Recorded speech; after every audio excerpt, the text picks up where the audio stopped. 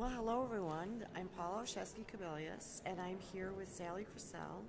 And Sally is our president-elect of the National Association for Gifted Children. So it's my pleasure to talk to her this morning. So Sally, in another year, you'll be stepping into the presidency. So what do you plan to focus on for NAGC and the field during your term as president? Well, Polly, as you know, we've just passed a new strategic plan.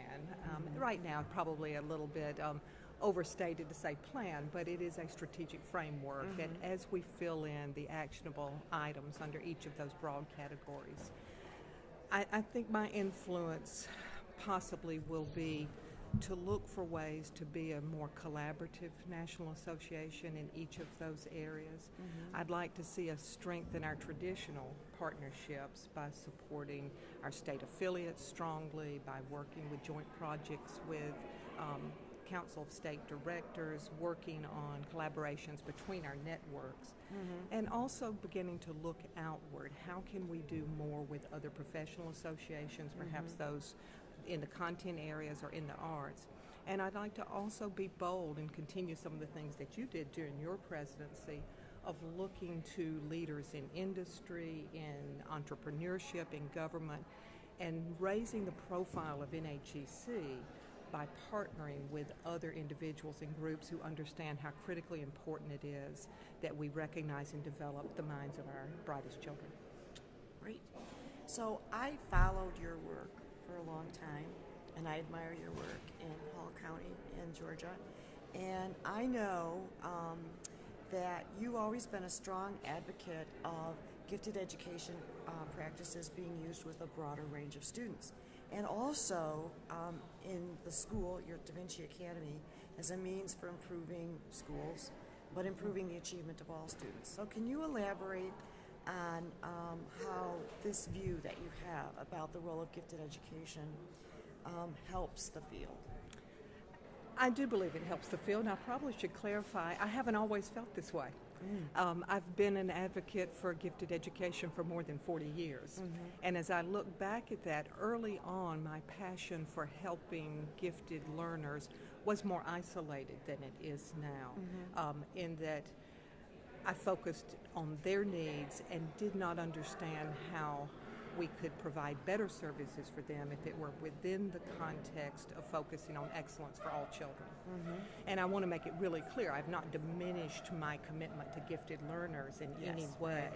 But over those 40 years, I've never seen really good gifted education services within bad schools. And I've also come to understand that there are a lot of things that we do that traditionally have been reserved for children who are already achieving at high levels that might be catalysts for better engagement and achievement for many children. So yes, you've talked about our Da Vinci Academy. We still have to get you there to visit. That's right, I want to. It's now one of 25 programs I've had an opportunity to work with, all of which have deep roots in gifted education, but reach out to others. So we are looking at the pedagogy that was once more associated with gifted ed, acceleration, constructivist teaching and learning, project-based learning, interest-based learning, and thinking how can we modify appropriately to engage more students. An easy example is acceleration. For a long time we would accelerate our gifted students, but we began to look at what might happen if we take other youngsters in their area of strength and begin to get them ahead. 85% of our middle school students in Hall County now leave middle school with at least one high school credit, many with 6 or 7.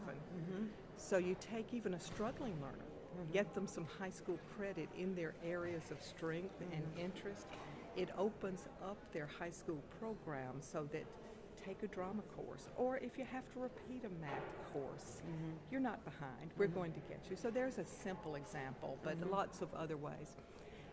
I think that this approach not only allows us to serve gifted children better because they become part of our overall commitment to excellence. If we allow gifted ed to be an appendage, it is too easily lopped off. That's right. It is too easily minimized. But if we can come to the table and be part of the commitment to excellence for all children, to share our knowledge as appropriate, and expect our general ed colleagues to embrace gifted children as part of our overall commitment to excellence, I think we will make more progress. In fact, I think it is probably, I think gifted ed may be our best secret weapon in overall school improvement, because remediation-based efforts to improve schools simply don't work. I love that. That's profound. Thank you. So one last question. So what do you think are the best possibilities and the greatest challenges for the field in the future? I do feel like we are sitting at the edge of possibly a renaissance in gifted ed. That's good to hear.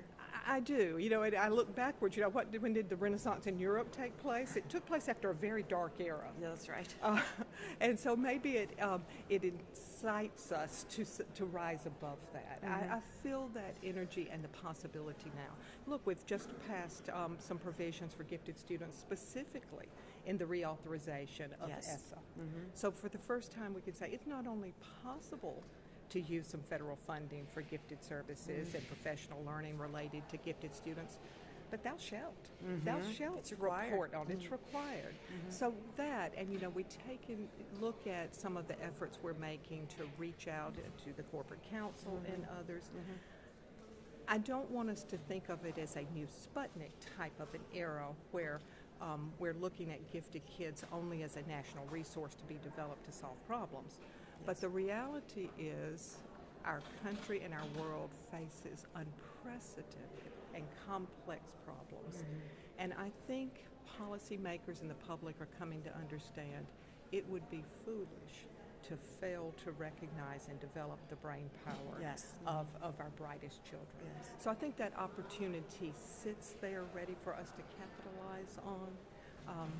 A lot of challenges will be to do it. And our challenge will be to do it. But we want NAGC to be the leader in those efforts. And I think that we are poised to, and that will be our commitment over the next years. Well, Sally, I look forward to learning more as you finish your term as president-elect and then take on the presidency of the organization. And helping me and continue to help our association. I absolutely will help in any way that. possible. I know that. Thanks, Paula. Thank you.